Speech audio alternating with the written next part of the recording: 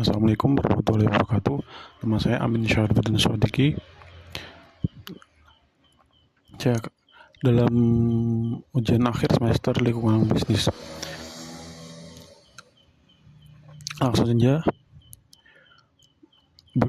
bagaimana tren embedded finance mengubah pola interaksi konsumen?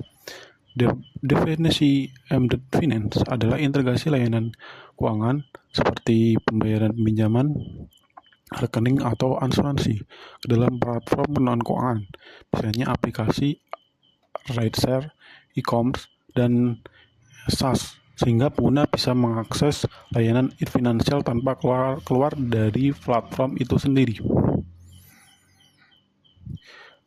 Berikut ini adalah contoh sebelum dan sesudah penerapan payment. Satu, Gojek. Gojek sebelumnya itu pengguna harus bayar tunai atau input kartu debit atau kredit setiap kali pesanan layanan Gojek. Nomor 2, Shopee. Harus transfer bank atau COD. Pinjaman belanja butuh KTA ke bank. Nomor 3, Dana dan OVO. Di Tokopedia dan Grab, bayar butuh transfer manual atau ke ATM. Sesudah penerapan payment, Gojek langsung terintegrasi di aplikasi Gojek.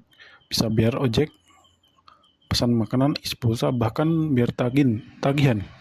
Shopee sesudah penerapannya bisa jadi dompet digital dan Shopee Pay Later sebagai cicilan tanpa kartu kredit langsung di aplikasi Shopee.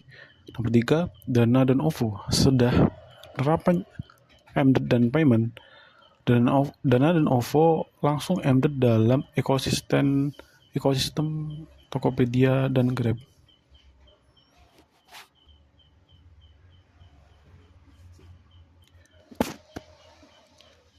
Manfaat embedded finance. Manfaatnya, transaksi dapat dilakukan langsung di dalam aplikasi tanpa berpindah ke layanan pihak ketiga. Contoh, bayar GoFood langsung dengan OVO atau GoPay. Pengguna tidak perlu ke bank, kantor asuransi, atau ke ATM. Semuanya bisa dilakukan dalam satu ekosistem digital, misalnya Shopee Pay, Shopee Pay Later. Orang tanpa rekening bank bisa ikut mengakses layanan finansial seperti cicilan atau asuransi, contoh Akulaku, Kredivo. Resikonya, integrasi data keuangan transaksi satu platform berisiko kebocoran data atau penyalahgunaan oleh pihak tak bertanggung jawab. Banyak pengguna menyetujui layanan seperti pinjaman, asuransi tanpa membaca syarat ketentuan secara mendalam. Kemudahan akses pinjaman ke BBNL atau Shopee Later bisa mendorong perilaku konsumtif dan akhirnya menumpuk utang. Resiko dan bahaya AI dalam fintech.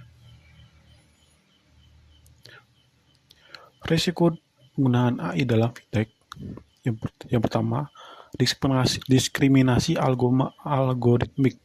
AI dapat membuat keputusan yang bias terhadap kelompok tertentu karena data pelatihan tidak representatif. Contoh, diskriminasi kredit berdasarkan wilayah atau jenis kelamin. Kurangnya transparansi. Banyak sistem AI yang berjas sebagai kotak hitam atau black box sehingga sulit dijelaskan dengan regulator atau pengguna bagaimana keputusan dibuat. Autentikasi aman. Serangan terhadap sistem AI bisa menyebabkan kerugian besar, termasuk pencurian data keuangan atau manipulasi hasil kredit scoring. Ancaman cybersecurity. Jika AI error, misalnya salah deteksi fraud, proses bisa macet atau konsumen bisa dirugikan tanpa tahu penyebabnya.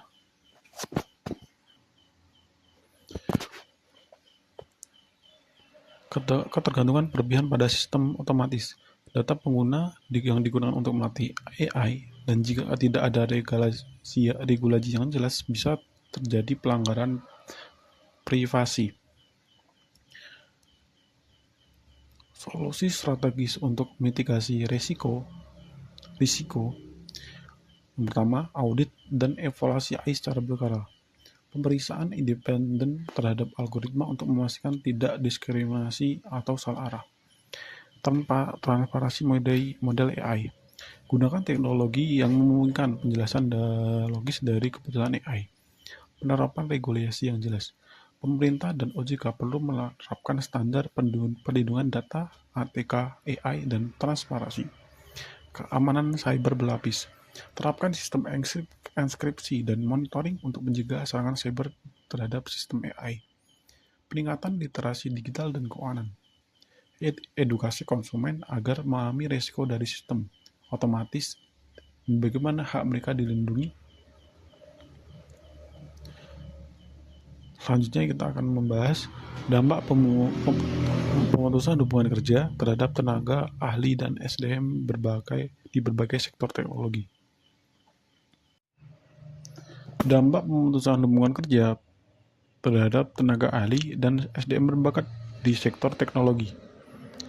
Di sini saya akan mencontohkan pada di Amerika Serikat yang mem-PHK banyak karyawan karena menggunakan AI.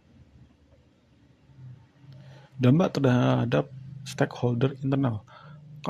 Karyawan dan peneliti AI kehilangan tim etika membuat pembuatan AI kurang memiliki pengawasan terhadap risiko sosial seperti bias, penyalahgunaan, dan ketidakadilan. Banyak karyawan yang merasa khawatir, bahkan mengalami penurunan semangat kerja karena takut terkena PHK berikutnya. Tim pengembangan yang tersisa merasa ragu, apakah keahlian mereka bisa dihargai?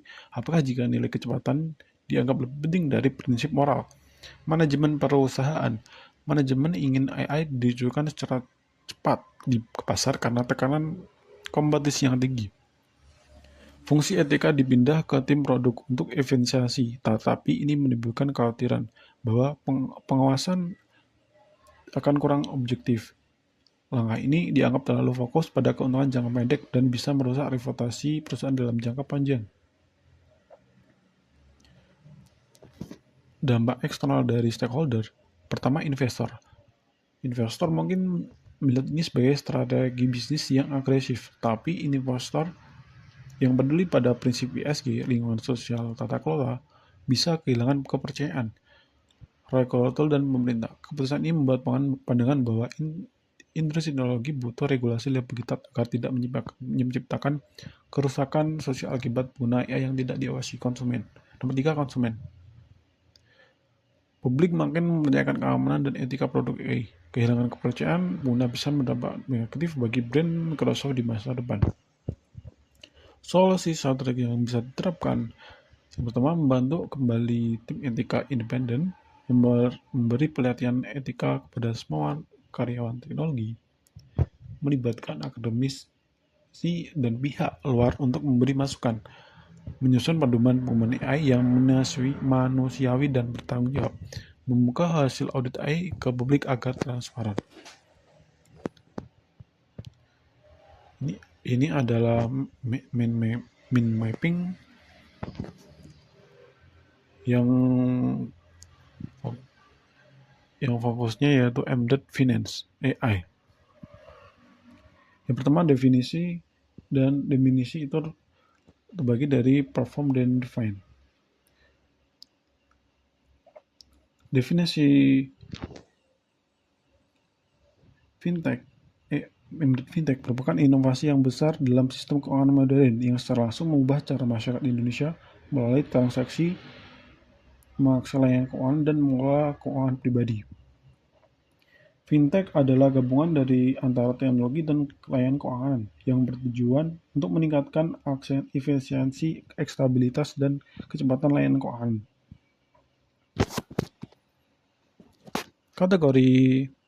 Kategorinya,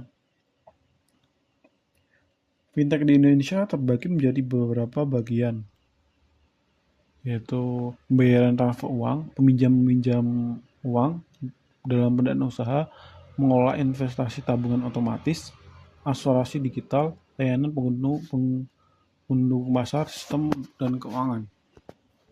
Pembayaran digital seperti KRIS, Payment Gateway, pinjaman daring antara individual atau bisnis, manajemen keuangan aplikasi investor seperti Robo-Advisor. Ada yang ketiga dari mind mapping itu adalah regulasi pemerintah. Fintech tidak bisa berdiri tanpa aturan di Indonesia. Pengaturan yang dilakukan oleh dua lembaga utama, yaitu OJK, Otoritas Jasa Keuangan, dan Bank Indonesia. OJK mengawasi pinjaman online, investasi digital, asuransi digital. Bank Indonesia itu mengatur sistem pembayaran dan dompet digital. Mereka juga menyediakan regulasi sandbox, tempat uji inovasi fintech agar tetap aman bagi konsumen sebelum dilepas ke pasar. Risikonya,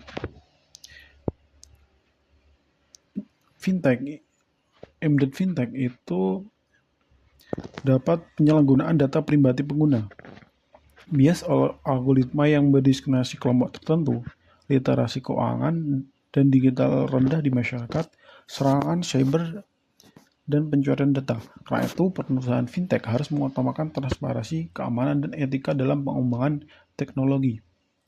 Peluang fintech itu mempunyai peluang besar dalam mewujudkan inklusi keuangan di Indonesia, terutama untuk masyarakat di daerah terpencil yang sulit menjangkau layanan perbankan. Misalnya blockchain, artificial intelligence, open banking, kolaborasi antara startup, bank, pemerintah, dan akademisi dibutuhkan agar inovasi berjalan etis dan berkelanjutan. Kesimpulan, fintech mengubah wajah ekonomi Indonesia, tapi bukan hanya teknologi. Fintech juga berkaitan erat dengan kepercayaan, etika, dan berkelanjutan sosial. Sebagai mahasiswa, penting untuk tidak hanya menjadi pengguna, tapi juga kritis dan aktif dalam memberikan arah pengembangan teknologi. Alasan ketertarikan pribadi, saya tertarik dengan fintech karena fintech menjadi bagian dari solusi untuk masyarakat unbanked, underserved, menggabungkan inovasi teknologi, data, dan keuangan. Tiga hal yang sangat dinamis dan menantang. Saya ingin berkontribusi dalam pengembangan fintech untuk ekologi aman dan bertika terutama di Indonesia yang punya potensi besar tapi tantangan yang tidak sedikit. Daftar pusaka itu diambil dari e-book Department for International Trade Guide to Fintech Indonesia,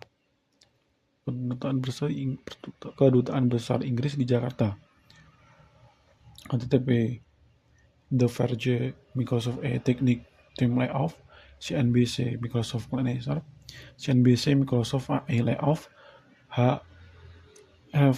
Harvard Business Review, How AI Changed the Future Work,